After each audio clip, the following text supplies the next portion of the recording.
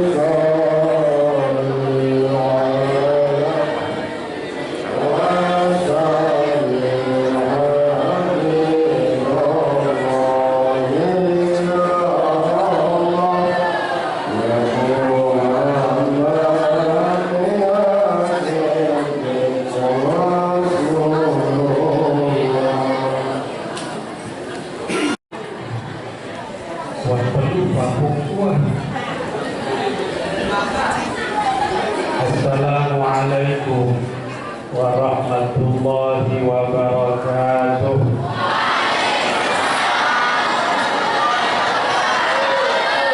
Alhamdulillah subhanahu wa ta'ala. Saya berharap mudah-mudahan salawat dan salam selalu terlimpah kepada junjungan kita Nabi Allah Muhammad sallallahu alaihi wasallam, kepada keluarga beliau, sahabat beliau, para tabi'in, para aulia as-salihin, sampai dengan kita umatnya sekalian hingga akhir zaman. Ma'asyiral muslimin muslimat rahimakumullah. Saya hadir di majelis ini adalah dalam rangka melepas kerinduan. Taudah dengan kangen, taudah dengan rindu, melepas kerinduan setelah sekitar lebih 4 tahun tidak menginjak tempat itu.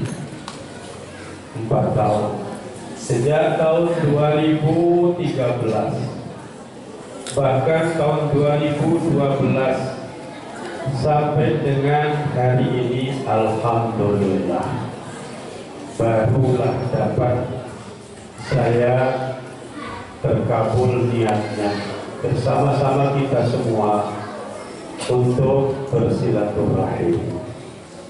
Karena silaturahim itu adalah benar-benar sangat dianjurkan oleh Allah dan Rasulullah sallallahu alaihi wasallam. Dinara maksud singano singane para bahasa Tuhan Guru Siberu, belum ada maksud untuk hal-hal seperti itu, baru sebatas wacana, batu batas rencana. Mengapa saya terlambat hadir di tempat ini juga karena masalah-masalah seperti itu. Saya dipanggil ke Mataram oleh salah satu calon gubernur, Pak Sugiman, ke Jumat barang. Padahal kalau jadwal saya di Jumat, Pak, jadi khotib apa terusin harap barang selesai Jumat tengeraos, katanya begitu. Berangkat saya selesai Jumat, tentu saya pikir ngeraos barang pun silaturahmi biasa, ya selut-selut lengkap, dia dengan perangkat perabotnya selaku nara ngeraos. ketuk ketik timur barat laut daya, ujung-ujungnya Mele bisa jadi wakil gubernur tentang kita. Balik dulu Pak, saya bilang itu. Balik dulu. Luit lalu pegawaian yang harus kita selesaikan sebelum saya menyatakan siap atau tidak siap. Saya jawab seperti itu. Tetapi untuk silaturahim silakan. Karena bagaimanapun innamal mu'minuna ikhwah. Orang-orang mukmin itu bersaudara. Fa'aslihu, maka perbaikilah, islahlah, perbaikilah baina akhawaikum, di antara saudara-saudaramu. Wattaqullah, dan bertakwalah kepada Allah Subhanahu wa ta'ala. Jadi Neku kete gara-gara dinamia aku jadi bupati, dek. Saya tanya, ini sematon saya Pak Haji Saleh misalnya. Inangku ini masih inak saya ke? Masih inak. Sampai kapanpun persaudaraan itu tidak pernah akan putus. Tidak akan pernah, karena kita ini satu rumpun, satu asal usul, moyot rumpun ada seket. Tidak akan pernah terpisahkan oleh hal-hal yang berbau politis, yang berbau-bau kepentingan sesaat. Namanya sebetul itu darah karena keturunan leman pahu baluno darah seke mengalir ke bawah, pecah belah menjadi sekian banyak anak putu, anak cucu. Jadilah kita seperti ini. Tetapi alhamdulillah setelah sekian tahun barulah kita bersama-sama kembali.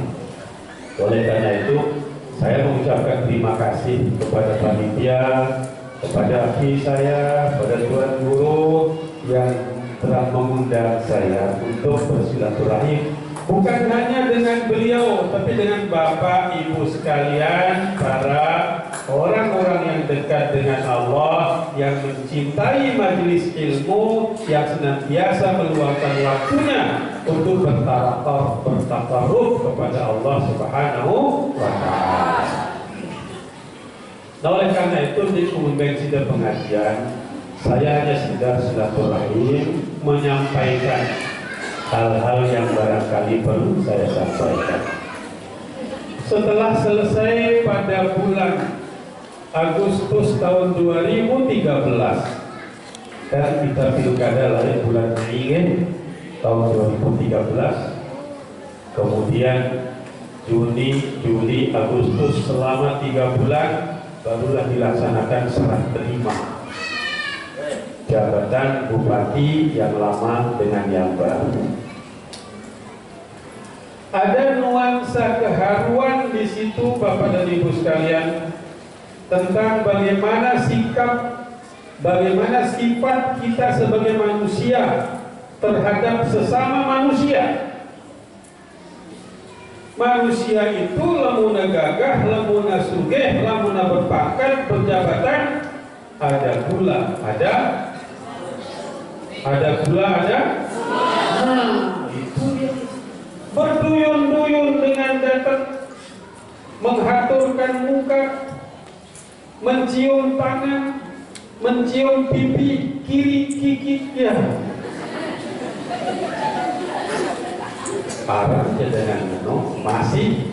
Tetapi ingat Bapak Ibu sekalian, ketika seseorang berada di atas, dia harus bersiap-siap untuk turun ke bawah. Itu filosofi hidup. Tapi ketika dia berada di bawah, dia tidak boleh hanya berada di bawah, tapi harus bersiap-siap untuk kembali ke atas.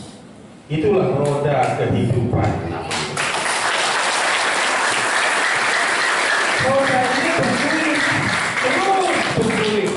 Kehidupan itu selama manusia itu masih hidup, dia harus berjuang untuk eksis. Disitulah kita bisa melihat ngumbi ajin manusia, bagaimana sikap manusia sesama manusia, bagaimana penghargaan seseorang kepada seseorang. Situlu bulan nino, ya Allah ya Rabbi, lebaran diri nangis dalam nangis.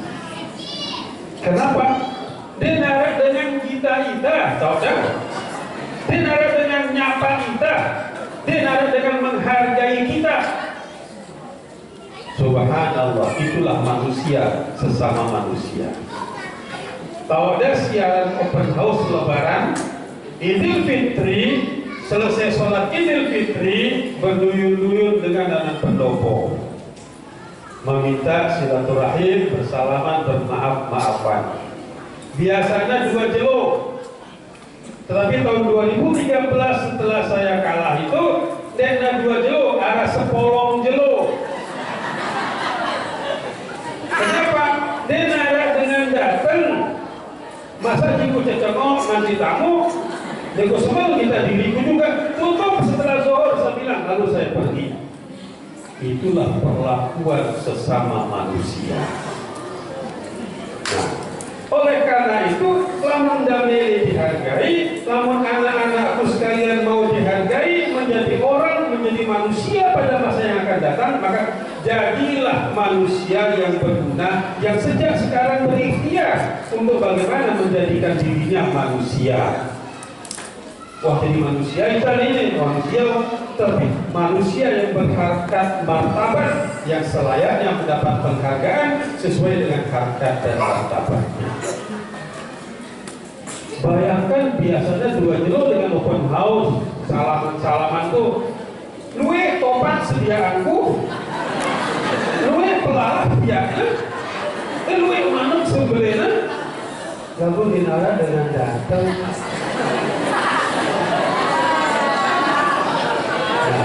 Itulah situasi yang kita hadapi jika kita mendapatkan nasib seperti itu. Saya telepon kepala dinas ini, aku ngangkat, telepon, mau kemana nih Pak? Ke Pak Kadis? Wah, saya di Mataram Pak. Arah kepala dinas telepon pun di namili ngangkat, lalu aku dengar.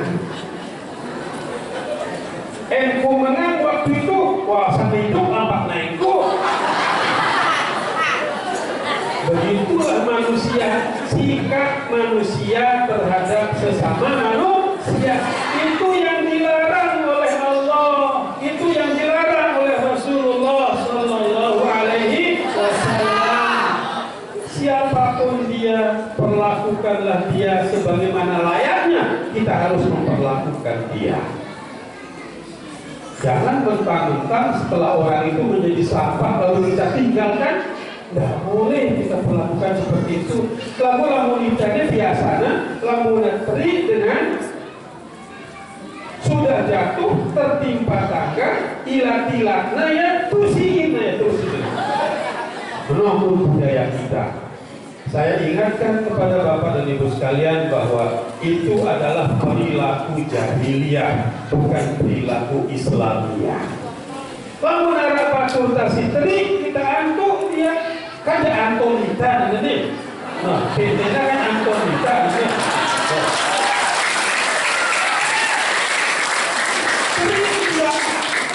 Tidak terkapan pelewasnya yang balik pusing kita jangan terjadi hal seperti itu dalam kehidupan kita.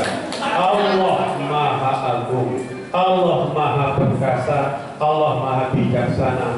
Dia sudah memberikan tempat kepada saya, alhamdulillah, yang mungkin perasaan orang itu tidak sebaik yang sebelumnya, tetapi bagi saya itu adalah yang terbaik bagi saya. Selesai sudah terima bupati tahun 2013, saya lapor ke Pak Menteri Agama. Saya masih dari pegawai negeri waktu itu, ibu-ibu masih belum pensiun, masih umurnya baru 56 kalau tidak salah, 56. Lapor Pak Menteri, saya belum pensiun, tetapi saya tidak ingin jabatan struktural. Kenapa? Saya sudah meninggalkan Kementerian Agama ini 5 tahun. Berarti adik-adik saya yang dulu masih junior sekarang sudah menjadi senior. Kalau saya diangkat menjadi pegawai eselon 2 atau eselon berapa, maka haknya adik-adik saya itu akan dirampas oleh saya katakan begitu. Dipilih dia struktural, jadi kepala biro apa, kepala amda jangan. Carikan saya jabatan Pak Menteri yang fungsional, yang bisa santai-santai tapi tetap bekerja, sersan, serius tapi santai. Lalu ditempatkanlah saya di percetakan Al-Quran, namanya Lembaga Percetakan Al-Quran. Jina mate percetakan ini karena dinara dengan nyetak Quran di situ. Ketika saya masuk, oplahnya tidak begitu banyak, lalu saya hubungi Bupati, Bupati si sungai-sungai, ya, daerah Kalimantan, daerah Sulawesi, si tambangnya luwih, si PAD-nya besar. Saya datangin satu persatu. Ada si nyetak Quran 7 miliar, ada si 15 miliar, ada si 20 miliar. Hidup percetakan itu alhamdulillah. Di Lombok ini si nyetak Quran, Bupati Lombok Barat Pak Zaini itu 7 miliar dia nyetak Quran. Pak Ahyar itu 1 miliar, Gubernur itu sekitar 4 miliar. Lombok Utara juga itu. Itu bupati dan gubernur yang peduli terhadap ayat suci Al-Quran.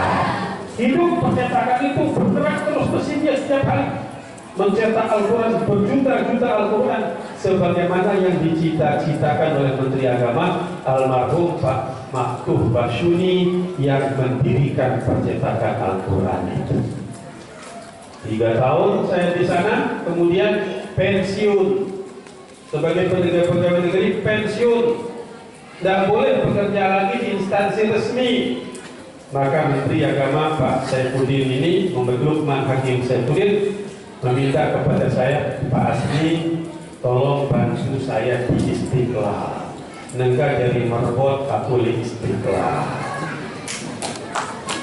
Ya, jadi merbot. Kenapa kena mai dengan jadi merbot? Allahu Akbar. Masjid Istiqlal itu luasnya 12 hektar. Tempat sholatnya saja 1 hektar. Lantai 2 tempat sholat Jumatan itu 1 hektar. Belum empernya, belum halamannya, belum tamannya, belum air mancurnya, belum madrasahnya lengkap.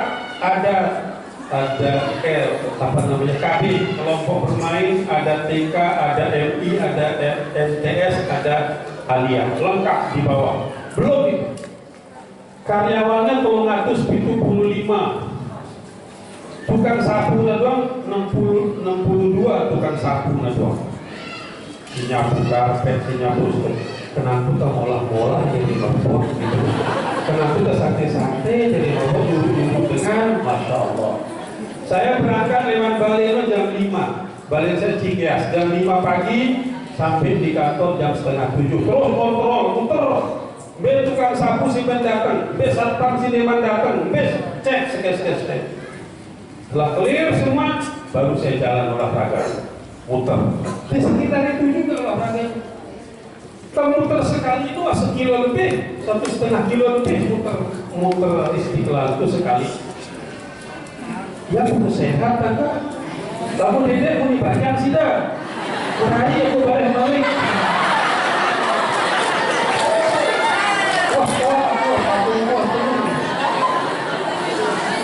Alhamdulillah, Istiqlal itu tahu dah promol itu bakul kota amal no. Sileka dengan sembahyang bisa ada promol namanya kota amal. Kota amal itu 1 kali Jumat 160 balu juta hasilnya sekali Jumat. Lalu Jil Wahad sampai 200 juta. Jil Wahad itu pengajian umum, ada macam-macam Jil Wahad. Lain keseleman parkir, lain leman sandal. Titipan sandal sama sepatu itu tidak boleh diterima oleh si penunggu titipan, tidak boleh. Harus dimasukkan kotak. Seminggu itu hasilnya kira-kira 60 siwa juta titipan sepatu, sandal, tas. duit income-nya. Lewat APBN negara memberikan 15 miliar setahun. Laku listriknya doang sebulan 160 juta. Listriknya doang. Belum telepon, belum gaji karyawan. Masya Allah. Angka lama-lama pinang kita jadi perpot. Kenapa kita main-main jadi perpot? Alhamdulillah, disyukuri, itu karunia Allah. Yang dulu tidak pernah terbayangkan saya akan mengurusi jamaah sebanyak itu. Wah, kita ada peristiwa 411 ceritanya. Nah, peristiwa 212 Merdeka Wiro Sableng. Ya. 411 212. Istiqlal itu kapasitasnya satakio sekali dengan sembahyang. Pada peristiwa 411 itu diisi oleh 1,5 juta manusia. Di dalam tengwit sikutama dan kantor di kumbau bukan lawang kantorku karena otak dengan ke kiri kanan maksudnya saling lengkap gitu sehingga padatnya manusia. Tetapi ada satu hal yang menakjubkan saya, mengherankan saya. Singano 1,5 juta manusia dinarak dengan lapar. Dinarak dengan lapar. Mbekempe leman sumbangan. Mbekempe leman nasi ini datang. Sempat saya nunggu karena si menerima nasi. Arah nasi kotak 3.000 nasi kotak. Leman rumah makan A. Saya tanya pengantarnya itu, ini rumah makan A ini yang menyumbang? Oh dapat, bukan kami yang nyumbang, tapi ada orang yang menelpon pesen 3.000 kotak, indeksnya 25.000 satu kotak, lalu dia ngirim ke rekening kami, hitung 1,5 juta, lalu kami kirim ke sini. Nah, saya ngirim itu, dia nggak tahu. Itu baru 3.000, ada 15.000, ada 17.000, ada 17.000. Ngirim nasi pok, saut-sautan nasi, sih milih-milih baik-baik. Ya. Lo A misalnya milihnya baik 10, mengatakan rombongan saya di sana 20 orang, baik itu 20. Tidak perlu kita ngecek benar nggak dia 20 di sana, tidak perlu baik ya ini. Baik. Ngano, muana Allah, murahnya Allah, sugihnya Allah. Jika kita berjuang di jalan Allah. Nah, Allah tidak miskin, Allah maha kaya, Allah maha pemurah. Semuanya diberikan kepada kita.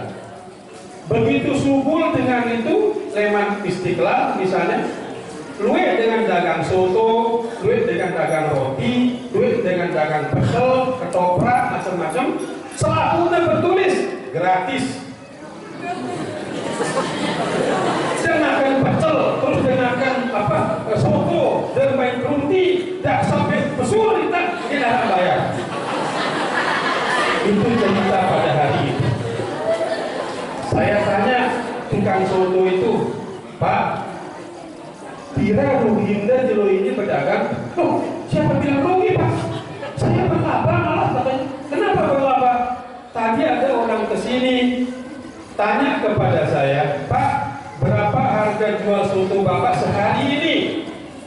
Dalam hitungan saya secara kasar arah 650.000. Hajin selaku dagangan kuning, muni aku 1 juta Pak, asal aku ngomong 1 juta Pak.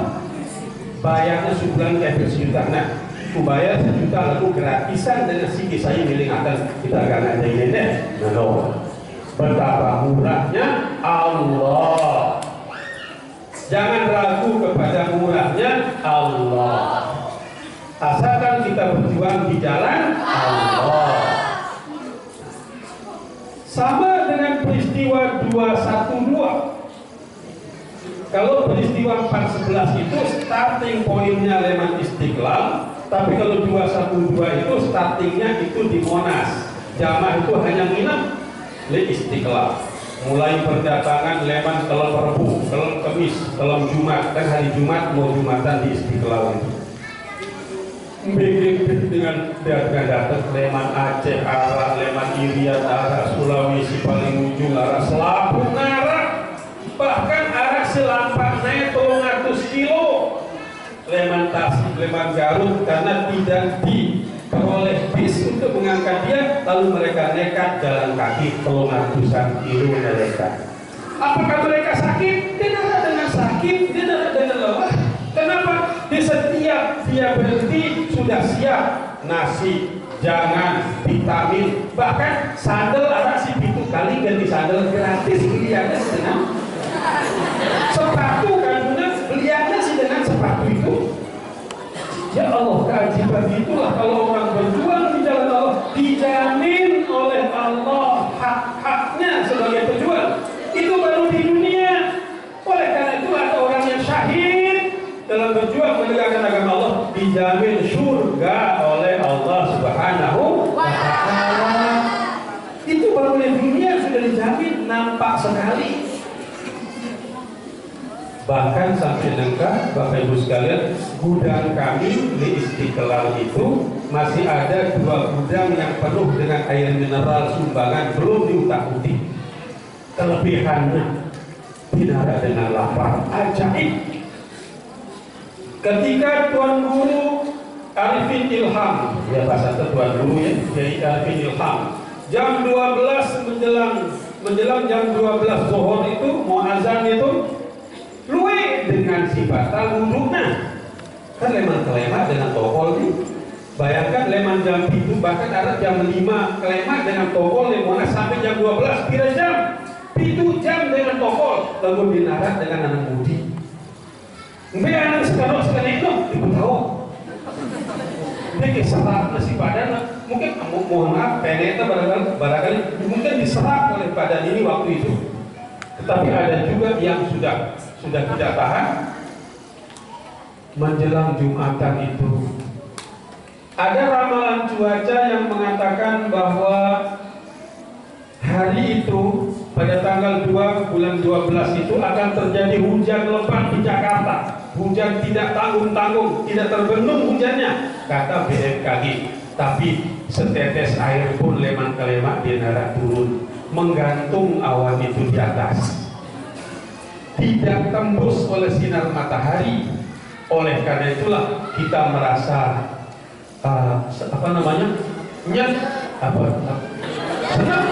senang. Walau ninggalan nunggu lupa senang jadinya. Senang mau. Tetapi ketika orang sudah banyak batal wudunya, kebingungan mau ngambil air wudu di mana? Arifin Ilham itu berdoa, Allahumma ya Allah, jika benar-benar kau perkenankan doa kami, jika benar-benar kau dengar doa kami, jika benar-benar kau kabulkan doa kami ya Allah, begitu banyak orang yang wudunya batal pada hari ini, maka turunkan hujan ya Allah sekarang juga. Turun hujan itu sekarang itu juga. Allahu Akbar. Dikabulkan doanya oleh Allah. Pemati rauso dengan ini terus si batal wudunya wudu ngadu air hujan jari sembahyang terus mandi suci. Alhamdulillah, kemurahan Allah.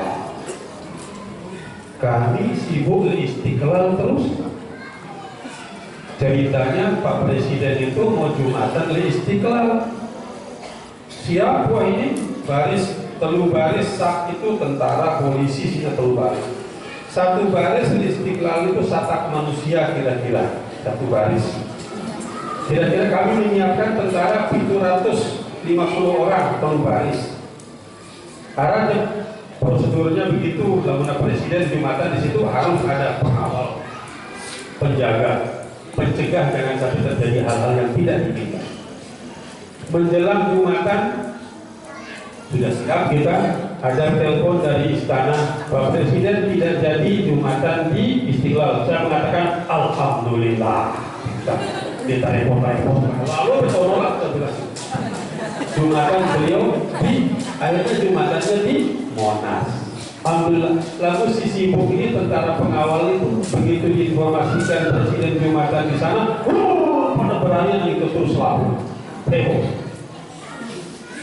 Bapak dan Ibu sekalian, yang ingin kita petik, yang ingin kita ambil hikmah dari itu adalah bahwa persatuan dan kesatuan itu jika dilandasi dengan niat yang ikhlas, maka Allah memfasilitasi semuanya dengan tidak ada ukurannya.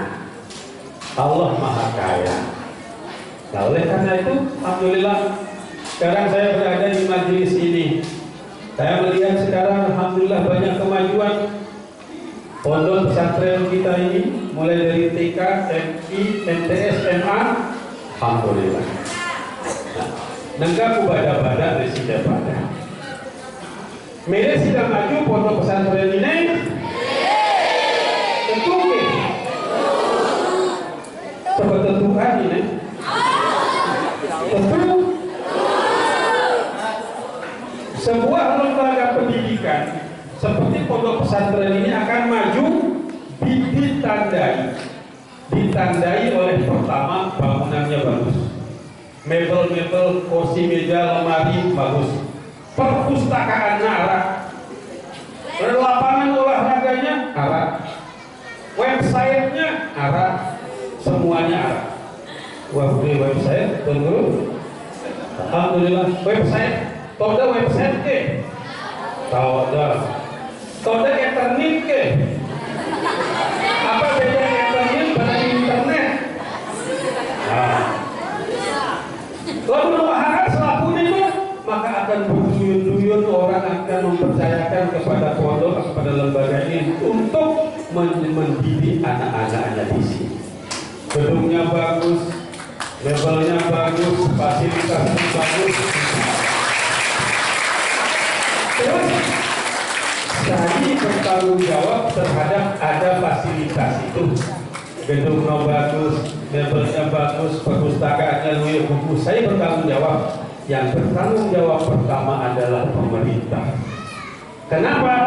Dalam setiap APBN dan APBD itu ada 20% di situ untuk lembaga pendidikan, untuk kegiatan pendidikan.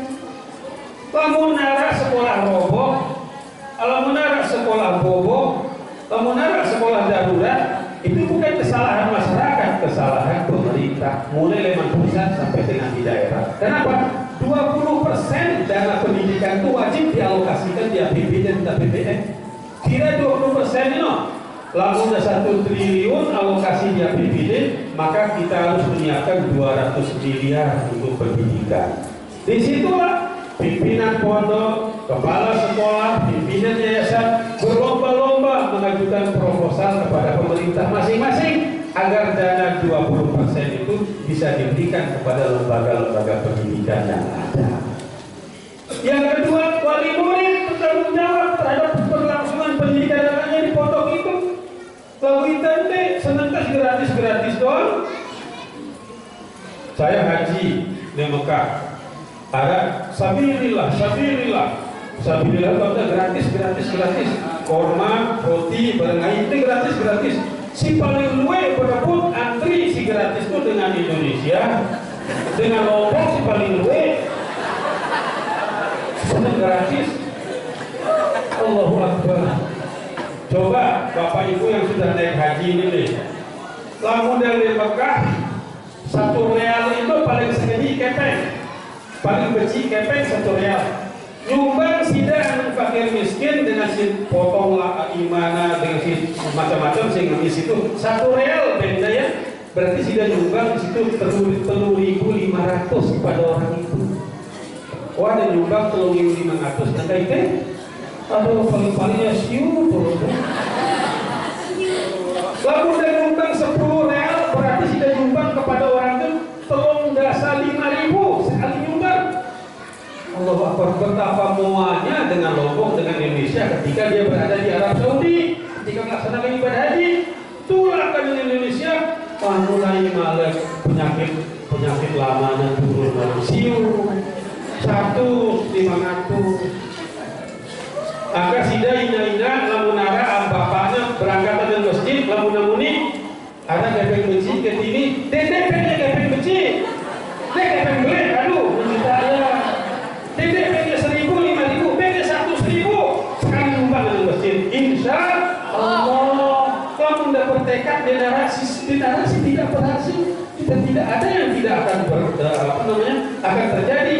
Ketika kita yakin, maka Allah akan memberikan kepada kita lebih dari itu. Mathalul ladzina yunfiquna fi sabilillahi kamathali habbatin ambatat sab'a sanabila fi kulli sumbulatin mi'atu habbah. Lamun dan nyumbang 1000 dibalas oleh Allah 700.000. Lalu ijabah kita yakin dong. Jadi yang bertanggung jawab kedua terhadap lembaga pendidikan itu wali murid. Si anaknya sekolahannya di situ. Yang ketiga adalah masyarakat lingkungan sekitarnya. Lamun lembaga pendidikan lain tidak maju, berarti masyarakatnya tidak peduli terhadap keberadaan lembaga pendidikan itu di tempat itu. Alhamdulillah kondisinya seperti ini, berarti kita peduli semua, gitu. Betul apa betul, Bapak Ibu? Alhamdulillah. Agak dede segan-segan nyumbang. Ini Tuan Guru akhir tahun man masjid ini apa sekali ini akhir tahun man? 2 tahun. Lamun dengan jari setahun yang akan datang, aduh, jadi dikoketik malik lah. Apa gak bisa ketik ngaji menangani terus diri luana. Akan kalau udah ketik sekali pengajian, dede itu kepe ngerali 5.000, 50.000 jauh, 100.000 tuh ini jadi balik apa tekakan apa tadi tuliskan sekali. Jangan pernah meragukan kuasa Allah, jangan pernah meragukan kemurahan Allah, jangan pernah meragukan rezeki yang akan kita terima dari Allah Subhanahu wa Ta'ala. Ikhlas, baik, ikhlas. Ini jadi di dompetnya harus si abang, harus si biru, harus si coklat, macam-macam. Si paling sedih dulu, Allahumma. Masyarakat ikut bertanggung jawab terhadap keberadaan lembaga pendidikan. Yang terakhir yang bertanggung jawab adalah alumninya. Ini adik-adik sekalian, ini besok tidak tertutup kemungkinan ada yang menjadi camat, jemaah kanak-kanak si sekolah ini. Tidak tertutup kemungkinan ada yang jadi bupati. Amin ya rabbal alamin. Tidak tertutup kemungkinan mereka bohong-bohong ruame. Bohong-bohong ruame lalu cuma gagah-gagah atas sekolahnya tinggi-tinggi. Tidak tertutup kemungkinan bisa jadi gubernur. Oleh karena itu cuma lamun pada jadi ingat sekolah OTN tahun mulai nimba ilmu sekian tahun. Lamun pada jadi cuma jadi pejabat, jadi orang yang punya rezeki banyak, orang kaya. Ingat pondok kita, datang minimal sekali setahun rauni, sumbang pondok ini sesuai dengan kemampuan, bila perlu di atas kemampuan kita. Tanggung jawab alumni. Yang pernah maju-maju sekolah di Jawa, di mana-mana maju karena keterlibatan alumninya. Ya mungkin sekarang belum ada yang jadi pejabat alumninya, tapi kelak waktu ini kan berjalan terus. 5 tahun, 10 tahun, besok, lusa, kalian-kalian yang sekarang ini menjadi santri, tidak tertutup kemungkinan akan menjadi pejabat, menjadi manusia yang berguna bagi diri, keluarga, bangsa, dan masyarakat pada masa yang akan datang. Lain, nek uang bayaran diriku menjadi psikolog sekali, menjadi tentara, menjadi pegawai, tidak pernah. Lain, saya sekolah di madrasah. Gue kalau sekolah, oh madrasah, itu tidak boleh. Dia namanya madrasah. Kalau sekolah madrasah, polo-polo ini lain.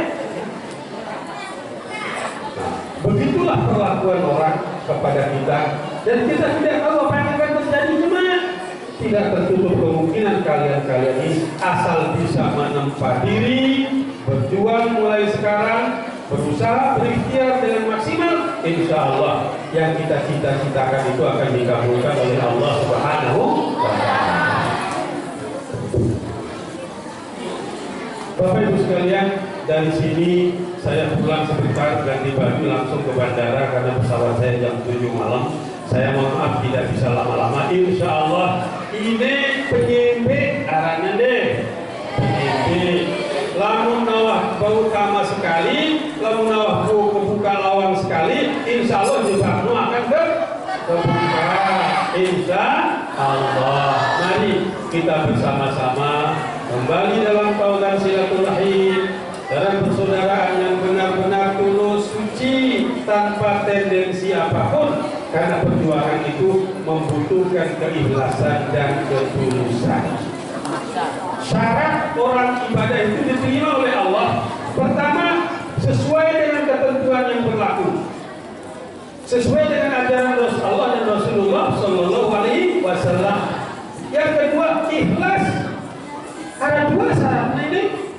Coba dengan si molong dengan si motong kepala kerbau, terus elerangnya di lautnya, ikhlas ya kan?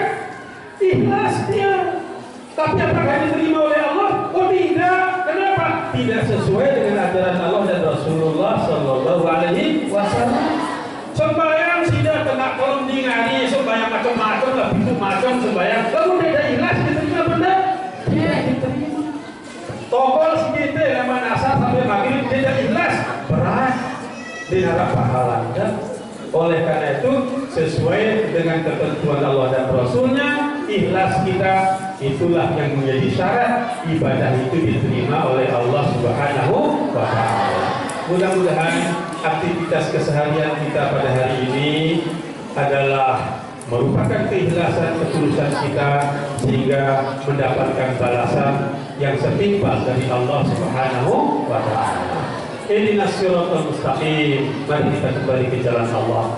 Mari kita tunduk ikhlas batin kita, hati kita, nurani kita, otak kita, semuanya tertuju inna sholati wa nusuki wa mahyaya wa mamati lillahi rabbil alamin.